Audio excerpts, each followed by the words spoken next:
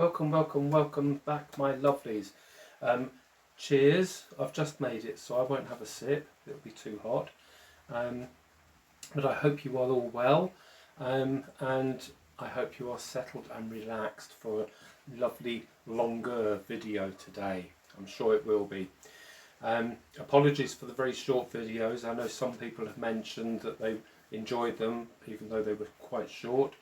I'm just trying to do things in between other jobs, just so I can keep things going for you guys, so you can see as much as possible, really. First of all, I've got the older boy behind me. Just wants to say hello. There we are. There's Nigel. Hey, he's come and sit inside the workshop, sitting beside me, and because it's raining outside, and he came in and thought he'd have some company, so he's sitting on this chair that is usually in the house. It's something John Boy upholstered, actually, with this. Lovely. So there's Nige. He's going to bite his back feet, as one does, but as I said, it is wet on the floor outside, and it is raining, but it's still a lovely warm day, a warm summer's day.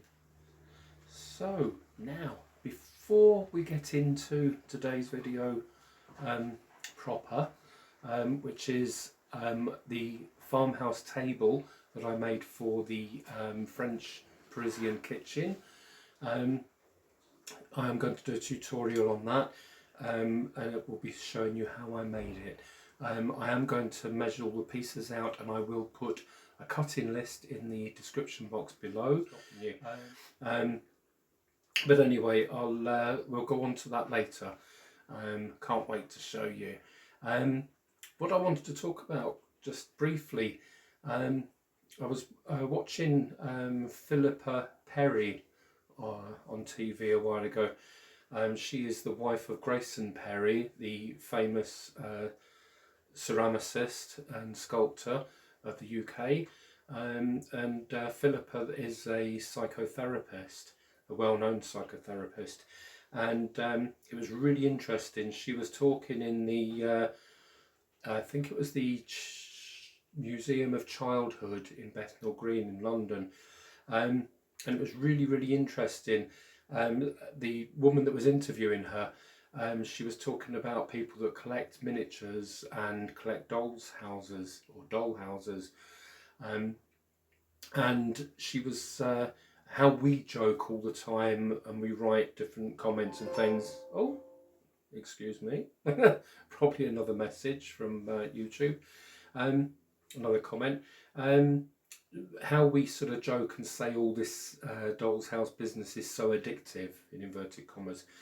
Well, it turns out that it actually is an addiction in real life. As she was explaining, she was saying that when all humans, when we live in certain places, in certain houses, in certain towns or cities, and a lot of the time you imagine, or you know you would like to have a certain house like this to live in, or a style of a house like that, or even miniature items, sort of very expensive looking miniature items. You imagine those in real life and think, oh, well, I wish we owned one of those, and what have you. And it is in the miniature world, you can buy this house of the style that you like, the Tudor house, the Victorian house, or the Grand house, or whatever, and that in itself gives you, in your head, you now own that house, you own that property, and all the things that people buy to put in these buildings.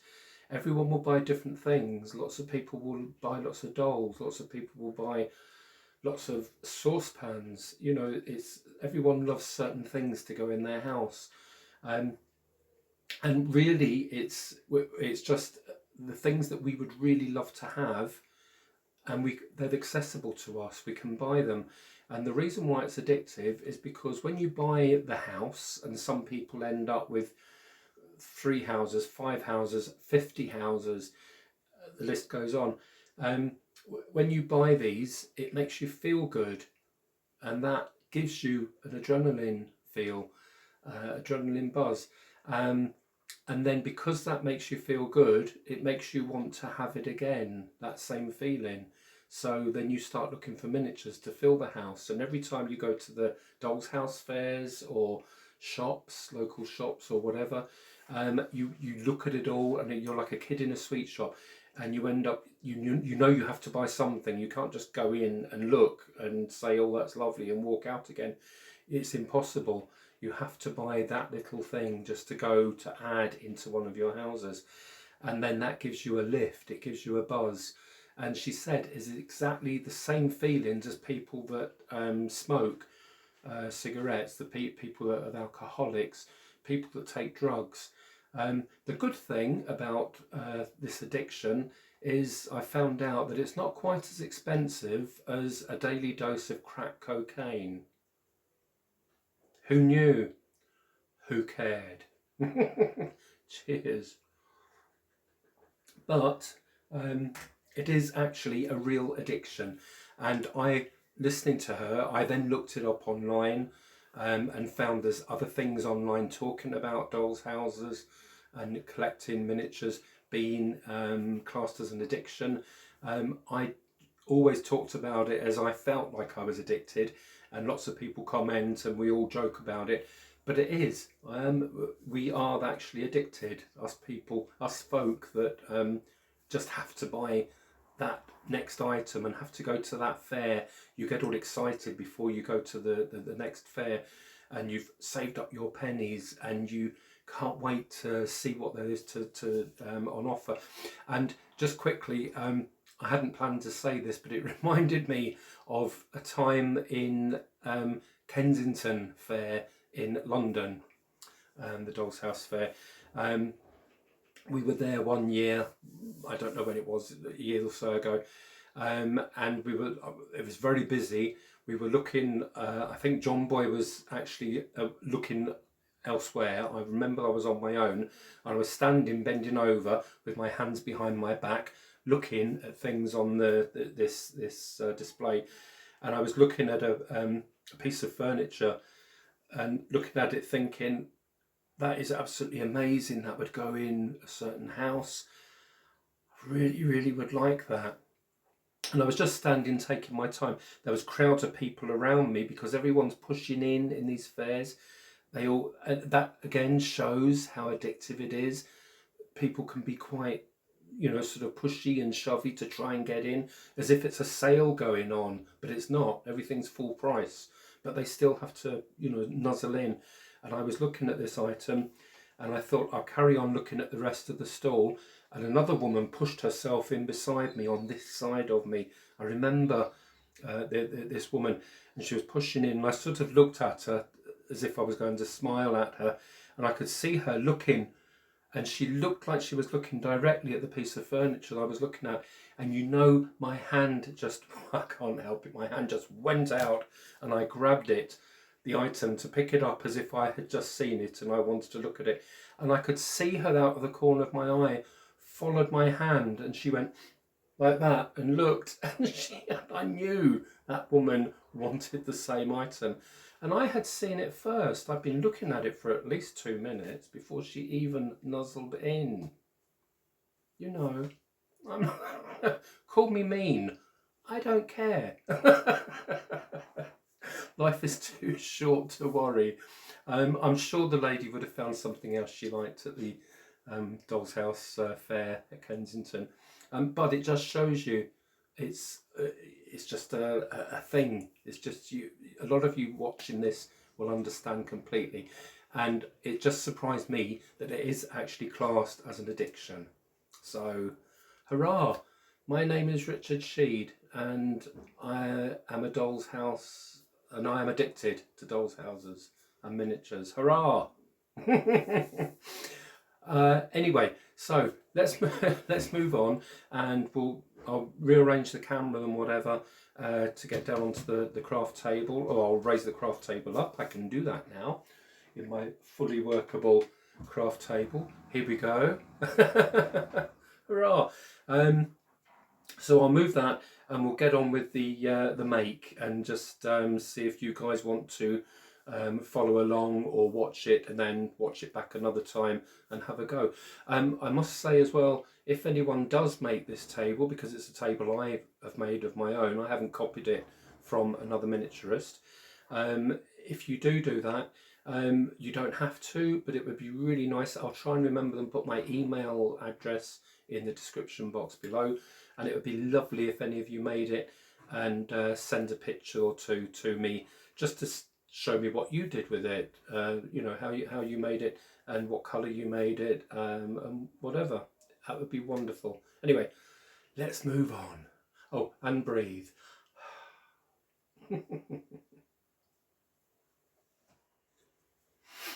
Okay, so here is the table, first of all, which I made for the French kitchen. It's a sort of farmhousey looking table, fairly crude. It's not ornate or anything. It's definitely a country style table, and it's got a couple of bars across the top and the bottom there. The top of it is I was going to say it's planks of wood glued together, but it's not. It's one solid piece of wood, and then I've made grooves in the top to make it look like planks. And also, I might have to do it a bit harder, but I did try and sort of mess it up here and there to try and make sort of digs and marks in it, like bits and pieces here, to make it look slightly worn where it's been used in the ladies' kitchen. It just makes it look a bit more realistic than brand new. And it has little feet at the bottom there, and it's got rounded bits. It's got the diagonal crossbars and the vertical supports and the horizontal supports. So I'll just get the cutting list, and I shall tell you what what I have done to put this together. Right, now for the table, all I'm using are 3 different bits of wood. Let's take this one first of all. And oh, here we are. I've got the measurements here. Right, so this is just the strip, the sheet wood, nice and thick sheet wood. It's 3mm thick, but as I say, I will write everything down in the description box. This one I'm using, I think this table, if I look at underneath the colour of it, that was a piece of Obesh wood that I used. And funny enough, or interestingly, I did look that up on the internet, and there's lots of videos and things telling you how to pronounce this wood, and I've just realised there are at least 5 different ways that people over different countries call it. So some people call it Obesh, some people call it Obesh, some people call it Obeshi. I think the American one that I found was Obeshi, or Obechi, and then there was one that sounded completely foreign, which I won't even try and remember to pronounce, but it was that word, but it just sounded extremely weird to my ears. So you call it what you want. But anyway, that's the wood I use for that, and it's quite soft to put the grooves in on the table, so it's a nice wood to use. Right, now actually how I'm going to use this, do this one, I'm actually going to use a spruce wood. It's got lots of natural grain and different bits and pieces in it, different shapes there. It's a really nice wood, and I might still stain it, and I will probably put the grooves in it, but we'll see. I don't know how I'm going to do this one exactly, but this is a piece of spruce, so, and it's 3mm thick. The second piece of wood that we're using is a 6x6mm. It's just a square strip wood, 6x6mm, and it doesn't matter what colour the wood is. I don't know if this is a walnut, or I'm not really that good with it's not pine, I know that, but anyway, that's all going to be painted, so all these bits of wood are different colours now. That doesn't matter because I'm going to paint them anyway. But that's a 6x6mm length of strip wood. and this one is a 6mm by 3mm, so it's half the thickness on the width and double on the width, so a length of that as well. So once you have got those pieces, if I bring this over to show you, just so you can see it visually, and then it's a bit easier to picture when you're reading instructions. So that is the tabletop. That's 150 mils long and 80 mils wide. You don't have to remember this, I'm just telling you as we go through the video. You'll see it in the description. So that's that, and you just cut one of these. The crossbars, which are these bits there going across the table from end to end, they are these 5x5 mils. So they're the thin square wood, 5x5 mils, and they're 130 millimeters long, and you're cutting 2 of those along there. And then the end supports, there's 2 horizontal supports there and 1 vertical support. The 2 horizontal supports, you're going to cut 4 of them, so there's 2 on each end, and they are the 6x6mm wood, and you're cutting 4 of those, 2 at each end. And then to go straight up and down the vertical support in between those, holding them apart from each other, that's still the 6x6 by 6mm, and they are 50 mils long, and you're cutting 2. That's those. And then the little cross bits there are the 6mm by the 3mm wood, the thin wood, and you're cutting 8 of these, and they're 35mm long. There's 8 of those. And last but not least are the little feet on the bottom there, just so it comes round and it lifts it off the floor, so it's not sitting on the floor. And those little feet again are the 6x6mm wood, and you're just slicing about 2 millimeters off, and you're doing 4 of those. So that's 4 little flat squares there, about 2mm thick. You can do them 2mm or 3mm. I mean, you could do them higher, but then it would look out of proportion. But that's just enough to give it, just to raise it off the floor and to give it some shape and design. So that is all the pieces you need for the table. Now I'm just going to get the glue out, put that on this lid here, and get out our faithful cocktail sticks. I can't miniature without a cocktail stick in one hand. I'll get that sorted out, and then we'll start putting the pieces together. I'm going to paint some pieces first as well before they are assembled.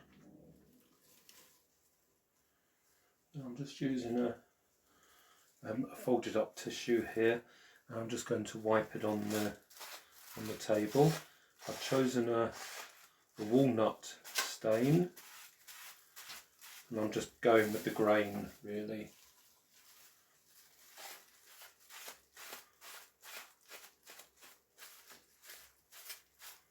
Lovely colour, I think so anyway. Oops. And what I'll do is I'll just leave that to dry, and then I'll go over it again and give it another coat. There we are. I tried a couple of different ones there, and I like that one. I did a darker one there, but it covered up the grain a lot more. I thought that's maybe wasting this wood if you can't see some kind of grain in it. And it would look nice in the French house, in the kitchen anyway. So I shall leave that over there. I'll let that dry before we give it another coat, and then and I shall paint the bits of wood next, first of all. Right, so before you finish staining the top, you could have done this before you put the stain on. I was just thinking ahead of myself, and it didn't make any difference.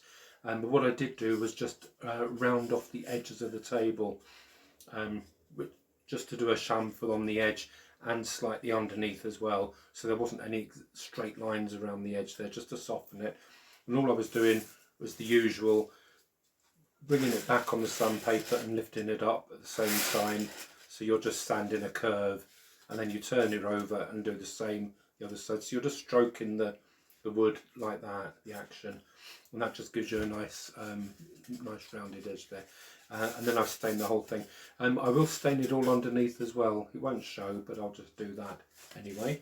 And the little cross sections, these little bits here, just to get that angle there. The purists out there would probably measure the angle and exactly where they want them to go. I haven't got time in life, so all I'm doing is just holding the piece of wood and just hold all the pieces at the same angle, like so. And then, I mean, I'll be doing it like this, you can't really see, so it's awkward to do it this way, but I shall try. Actually, if I turn around a bit, you might be able to see. So I've got the piece of wood at an angle, like so, and all I'm doing is scraping it towards me, like so, and you'll see that it's doing this angle here. And what I do is make sure I don't sand it when I'm starting to sand the end away, and it's the piece of wood is actually getting shorter. So the longest gaps, the longest distance from there to there is still 35 millimeters on each piece. I'm just bringing the angle from 35 millimeters in and in from both ends. Sorry about my painted fingers. So it's just to give you that shape there, and you just sand it until it comes to a point at the end there. So it's a nice line, and then if you do them all the same angle, then they all fit in the same way when you come to glue the tape together. So I shall finish painting those pieces, and then we'll start gluing it together. But I have to say, my hands are actually dry, no paint on them.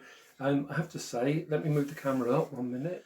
I have to say, in the middle of filming everything here, between takes, my phone ka-chinged, so it meant I had sold an item on Etsy, and I looked on it, and a lady, a lovely person called Saskia, and she's from Munich in Germany. Yay! This is the first time I've sold to Germany, and I am so pleased. I can't tell you, it's given me such a thrill. Also, I'll show you the vase she has just bought. It's a ceramic glazed vase made by hand on a miniature wheel, which is what I make myself. I'll just show you the top there. And it's the only one that I tried to put handles on. It came out really nicely. I'm really pleased with the glazes that I've used on it for the different colours. And it was actually, I've had it for quite a while now, and it was actually my favourite vase of all. I do have many favourites in the vases that I've made, but this was my absolute favourite. And I was always thinking, if it didn't sell, at some point when I get round to it, I was going to take it off Etsy and put it in one of my houses because I love it so much. But today it's sold to Saskia. She calls herself Sass, which is fantastic. My name's Richard. People call me Rich, although I'm not. But anyway, Saskia, I thought if you were watching this video, I don't know, but if you are, thank you so much for buying my most favourite vase. And apparently it's going to go into your diorama, your Egyptian diorama that you're making, and you're going to have mummies in there and different things. It's going to take time to make, I know, but when you have done some of it, maybe a picture of it with the vase in the diorama, in the Egyptian scene, I would love to see. That would be fantastic. I love Egyptian style things. I love the fact that I've sold to Munich in Germany, and I love the fact that my most favourite vase to date has been sold to Sass. There you are. So I shall put this in a safe place. I do have some seconds and some air-dried clay vases that I made, completely different styles as well, but I will have a look and I will pick one of those out for you, and I will wrap it alongside with this one, and you can have that one for free because I can. And anyone that doesn't know, when I do sell one of my vases, I make my own little origami boxes with the base and the lid, and wrap them all in tissue and then put them in a bigger box to ship them. but it takes me about an hour to an hour and a half to make the boxes, the origami boxes, and to pack everything. But it's worth it. It's so worth it, and I get lovely comments when people get their vases. So anyway, I shall pause the video. I should put that away safely. It's got to go on Monday, and this is now Saturday.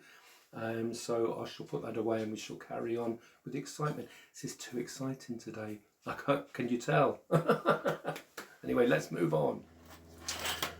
Right, now what I'm going to do is mark the lines on the lines, and what I'm going to do is throw this over here first.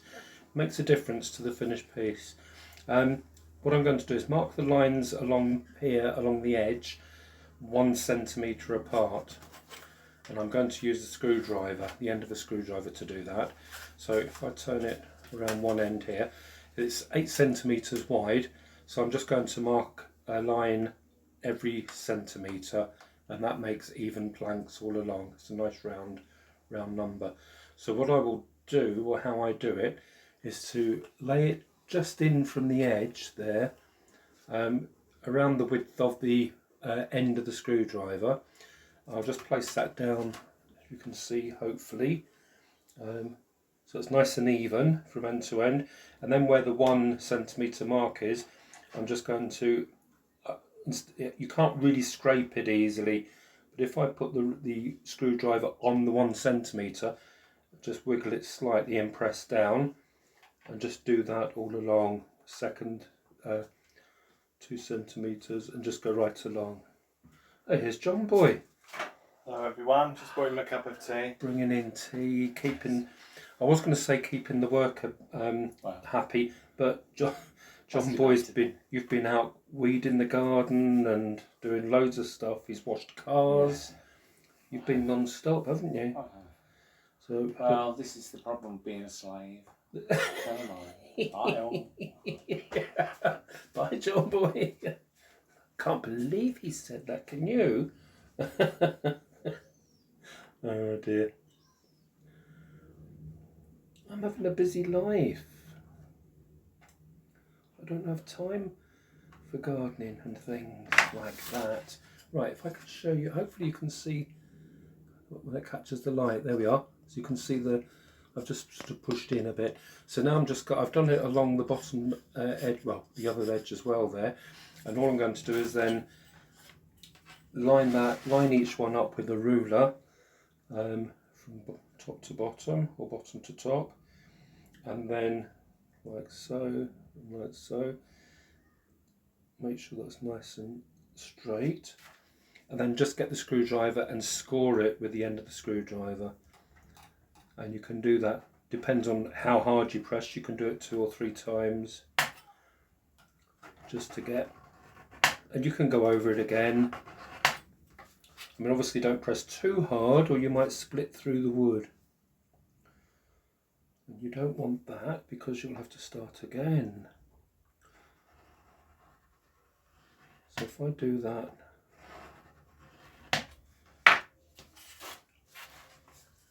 all along, hopefully you can see it in the light now, and it just starts making it look like planks of wood. So I'll go over each one of those and then give it a very light sand. I might even give it another stain if it starts going through. Well, you can't really see it, but if you look really closely, sometimes you can see a tiny bit of the light wood underneath. So I might just give that another little stain as well, so it gives it a 3rd coat. So I'll get on and do that, and then we'll glue start gluing the base of the table together. When you've come along and you've got nearer the end, but you haven't got quite to the edge, don't put the ruler right on the edge for the last 2, because the ruler's sort of tipping down. Just turn the tabletop round, and then you can lie it flat again and start from there and work in. So you've always got a flat surface to keep the ruler on, so it's nice and steady.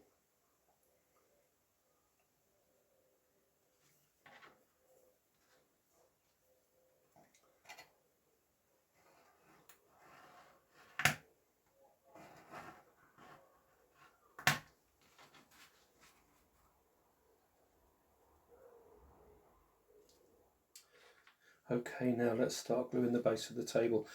Before I go any further, I've just thought, for those of you guys living in the UK and you can get to a B&Q store, I had my own paint mixed up. I had two different colours mixed up that they have saved in the B&Q stores.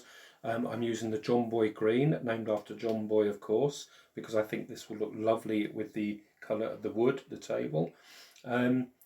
If you go into the B&Q stores, to the paint mixing department, and ask them to look at the Wacky Wear profile, under that there will be one of the colours is called John Boy Green. If you ask for that, you'll be able to buy the exact same colour. They will mix it up for you. So just to show you, so it's easier to follow, I'm going to do the two supports underneath, the top one and the bottom one, and they go to the two short pieces, the upright pieces, and they are literally at the edge of each one, so it's an exact rectangle basically. So as the centre pieces are only 5mm square and the supports going up are 6mm square, don't lay the 6mm on its side to glue like so, because obviously this is only 5mm, so it will be off centre when you stand that up. It'll be right on one edge, and on the other side there'll be a millimetre spare. So I'm going to stand this one up, put the glue on, and then just offer it up to the long section. And I'm using the Gorilla Wood Glue, as most people may not use, but it is a good glue and it sticks well. So I'm just placing that, just get a nice straight line, placing this on the end so it's even, so there's only 0.5 millimetre on each side. Yeah, it just barely shows, but it does. It just gives a slight shape there than being completely flush all round, excuse me. I use these square pieces just as spares when I want to make sure something is not too lopsided. I just push that against it with my finger, excuse me, and it makes sure both things are square and straight. There we are. And then I will leave that for a minute just to dry off. Do make sure when you're gluing, making furniture and gluing it, and you want everything to be square, do make sure that you're on a flat surface. I've just changed this over today. My old craft mat that I was using, that I've had for years, that's over on another workbench at the moment. But through time and sunlight and humidity, it is slightly uneven surface, so it's not completely flat. So this one is one that I had bought the same size, which I used a lot for sewing when I was doing lots of sewing. I still do sew clothes, but I mainly just make shirts for John Boy and me now, because I don't have time to make anything else to sell. So there we are, just pushing that again to make sure that's nice and square. And after it had set slightly, then I just move the pieces a tiny bit to make sure they won't glued to the mat itself. It's lovely having a nice flat mat again. I wonder how long it will take for this to start getting out of shape. So I'm just going to let those two dry, and then I'm going to turn one over and basically just glue each corner again and get a perfect rectangle. So I'll do that, make sure that's set, and then we can start putting the rest of the table together. Okay, so that's the rectangle glued for the middle of the table. Now we're going to put the two struts that are going horizontally, not vertically, so across the top and the bottom on each side. So that would be like that. So we're having one on the top here and one on the bottom right at the end. They're all the same size wood at the end, so they're all flush to each other. So how I'm doing that is I'm just measuring the width of the wood is. Oh, also I've sanded the corners there and rounded them already, so they're still this full length on one side and then just slightly rounded on the tops, doing the same drag and lift method on the sandpaper. Then I've measured, just put a tiny mark halfway along, so I've got the centre of the supports, And all I'm going to do is get one of the pieces of wood, and on the corner there I'm just going to put a blob of glue, like so. Any excess glue you can just get another cocktail stick and scrape it around the edges, but either way you can even add tiny bits of paint again after you finish the piece. And then I'm just going to put it right on the end and centre it up with the centre of the pencil mark right at one end, and then I've put a central mark on that side as well, which I have facing out, and then I can add a tiny bit of glue to that side as well. Actually, I'll lift them off to do both of them together, which is what I would do if I wasn't filming. There we are. And then lay one centrally one end, like so. And then lay that one down that end. Just push it in slightly. And then if you're doing it on a mat, then you can line it up with the lines of the mat, and then you can see that it's square. So just move, while the glue's still wet, you can move that round slightly. Make sure that's straight that end, like so. And then, as I say, you can get a cocktail stick. I don't know if you can see it properly on the camera, but any tiny bits of glue there, you can just dab them with the end of the cocktail stick and clean them off. So I'll just let that one dry, and then we'll turn it over and do the same with the other side of the table. Because they're symmetrical, not one is the top or the bottom until you place the table onto it, of course. And then the other sides you'll obviously put the little feet on, because that will then become the bottom. So we'll let that dry and then finish off the diagonal. Right, okay. The sun is coming in and it's drawing a shadow, a line right across here. So this part of the craft mat is in the sun. It's actually, although it is summertime, it's late. It's getting quite late evening now, so it's not actually hot. It's just barely warm. If the sunlight is on these mats and it's quite hot, then they will bump up in the sunlight. I'm sure many of you that use these mats have realised this before. So I'm just keeping it covered even though it's a very mild sun. Right, okay, so that's the main framework of the table done. We've just got the cross struts to put in, but I'm actually going to put it onto the table first of all before we finish off with those. So just turn the table upside down, and then it doesn't matter, these are symmetrical, so it doesn't matter which ones you put on where. As I said, when you glue this on, obviously one lot will become the top and one lot will become the feet. So I'm just going to put a little glue along here without trying to get it coming out everywhere. Just try and get it in the middle. And the Gorilla Glue, you don't have to coat every single part of the surface. You can just dab it in little pieces, and there'll be plenty enough. It's very lightweight wood and small pieces of wood, so you don't need to go overboard with it, really. And Gorilla Glue, once it's dry, then it's very, sometimes you'd have to break the item to take it apart again. It's very strong bonding glue. It takes about 20 minutes or so to dry. And then I'm just going to, I could have measured. No, I can't be bothered. As I say, life is too short and too much to do. So, and these are meant to be handmade. They're not meant to be mass produced by a factory. So I'm just laying it down by eye to make sure it all looks as even as possible, like that, and then just hold it down. Sorry, my hand is in the way, guys, but hold it down like so, and then I shall go along the edge with a clean toothpick and just wipe any excess glue off. Oops.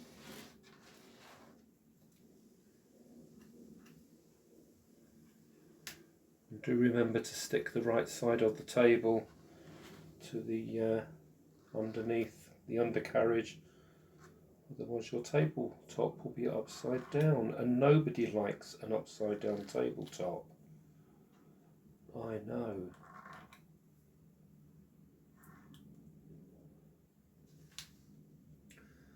There we are. Before it's absolutely set, you can just move the legs very slightly just to keep them as central as possible by eye.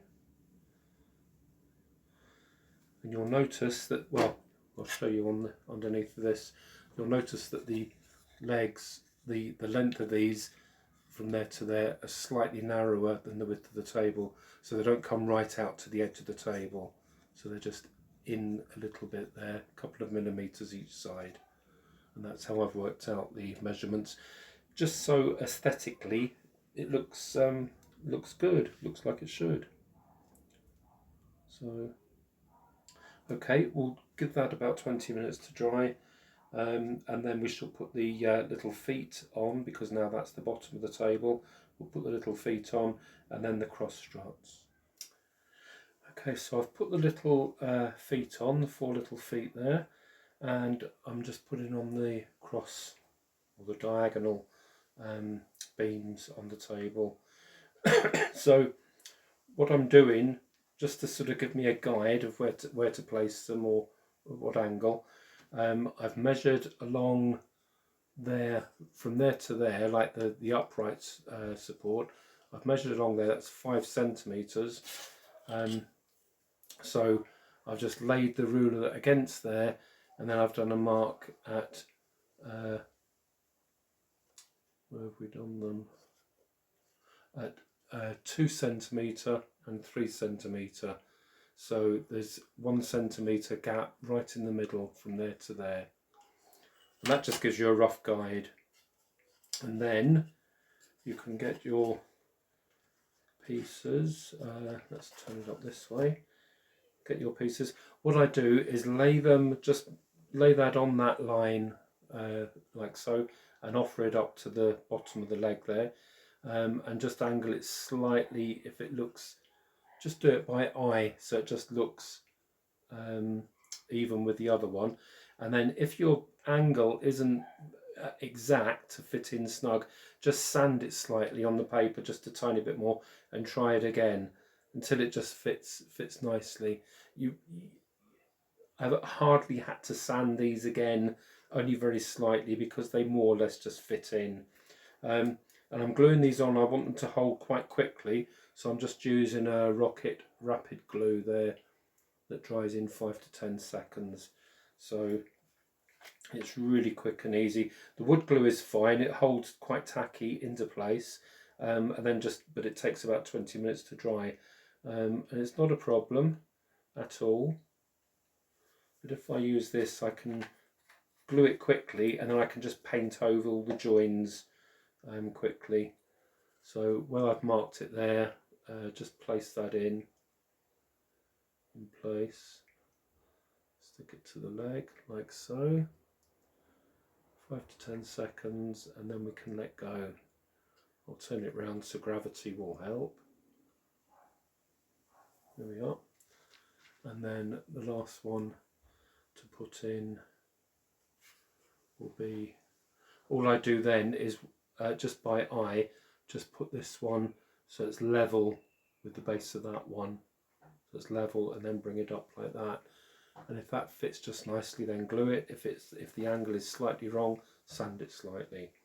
So I'll just finish gluing that, and then I'm just going to get the green paint and sort of paint over it again roughly, just to sort of bring some of the joints together, and then I'm going to sand it in places to make it sort of worn and sort of shabby chic looking, but not too shabby. Okay, so I have painted all over the joins just to make it more cohesive, and I've sanded it or shabby sheeted it, make it look worn in places that a real table would get worn. I've marked some of the top and put some dents in it here and there. So if that was, I'll just show you the feet there. So it's all worn there, maybe down these bits here. And if there was 4 chairs, 2 each side, then the feet would be, I don't know if you can see it properly, but it would be sort of worn there and there where people sit and put their feet on. And that side as well, just sort of worn along there. And these bits, as I say, they wear off the most, because they're the extremities of the table. So that's that. And on the top there, I've taken off some of the sort of varnish. You can't see it properly in the camera, but sort of worn some of it off here and there. There's dents in it, different things like that and that, just to make it look sort of worn along the edges a bit as well. Okay, so that is the finished table. Let me put the camera down slightly. There we are. So and we'll put them both together as well. So I've done them slightly different colours. One's more of the John Boy green, one's more of a bluey colour. I was trying to think of the name of it then, but I can't remember. And then the tops are different, so that to make them look like a different type of wood. So I think one of them, I haven't decided yet, but one of them I shall put into the French kitchen, and the other one I shall probably put on my Etsy shop at some point, and I shall put it up for sale. It's taken a day to make. It's now getting dark out there. You can just see at the corner there.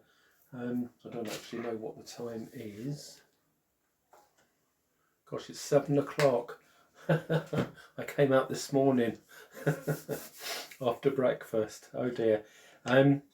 Anyway, it's time to eat, so time to say cheerio to you folks until the next time. What I will do quickly, if I can find if I can get the photos off of the email that Mary Kay, hello Mary Kay, sent me. She's been sending photos of different things that she's been making for her Christmas Carol house, which is a massive big build that she's built from scratch. It's absolutely amazing. Well, it was when we saw it, when we went to Chicago. Since then she's been sending photos of different things she's been making. So if I can find those on the emails and get them onto the video, I shall put them here as I'm talking, just to show you what Mary Kay has been doing. Her work is amazing. I love it. Okay folks, thank you very much. I'll finish here and say good night or good morning, depending on what time you're watching, and we'll speak to you again soon. Lovely doing another video for you. A happy little video. Take care everyone. Bye.